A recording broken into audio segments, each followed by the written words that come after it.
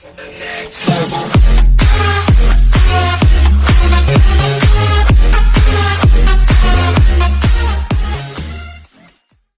iconic Marvel villains that could be on the way to the MCU.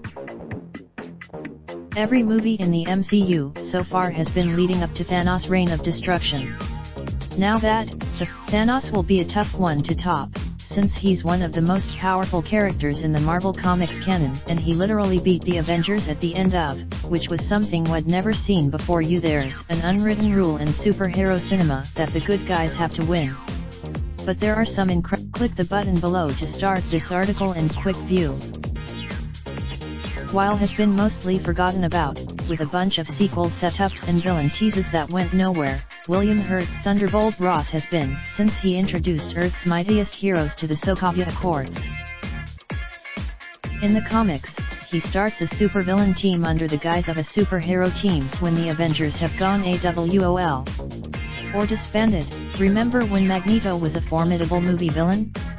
Ian McKellen played. It's about time Magneto's screen portrayal got back on track, because he's one of the most iconic supervillains ever created, with the deadly combination of a tragic backstory and immense power. If you possibly, Kong the Conqueror's defining ability is time travel. Now that as long as alternate timelines and changing the past have become the consequences that Marvel's heroes will be dealing with, then it might as well be in the shadow of Kong. He's a human. Some fans thought Annie Haluz would be appearing in after one of the URLs embedded in was nihil.us, but he never showed up.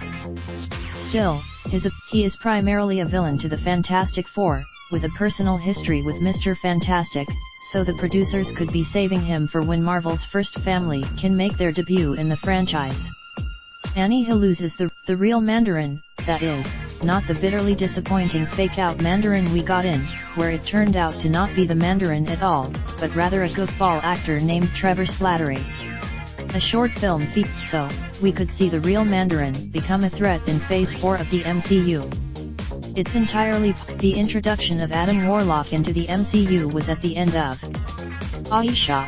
Some fans expected Adam Warlock to make his first MCU appearance in but it seems as though he's being saved for. On the power scale, better known as the Green Goblin, Norman Osborn would make a great next villain for the MCU. The Infinity Saga, the next saga in the MCU, who is being passed the torch and leading the way in this summer. Thanos was Namor. The Submariner's existence in the MCU has been teased since way back in 2010s when Atlantis appeared on Nick Fury's map of potential Avengers. Namor was in the comics, Namor is the king of Atlantis and a close rival of Black Panther, so it would be great to see him show up in the sequel, leading the charge in a battle between the armies of Wakanda and Atlantis. After 2 attempts to adapt him for the screen in the superhero blockbuster era, perhaps Marvel's most iconic villain. The great thing about he can walk right up to a cop and tell that cop that he's going to take over the world, and the cop can't do anything about it. This element has been. Galactus is known as the Devourer of Worlds, and he's really the only villain the MCU can use. Galactus is he disregards the mortal beings who die to provide him with his life force, because he feels like he's above them, and he lacks the moral compass to consider the ethics of his actions, unlike Thanos, who spent the last 2 movies. This would make him a great. Subscribe for the hottest movie, TV, and gaming news. I agree to let Screen Rant send me emails.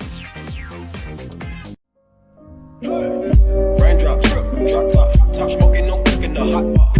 Fucking on your bitch, yeah, that. Looking up, open the park, pot.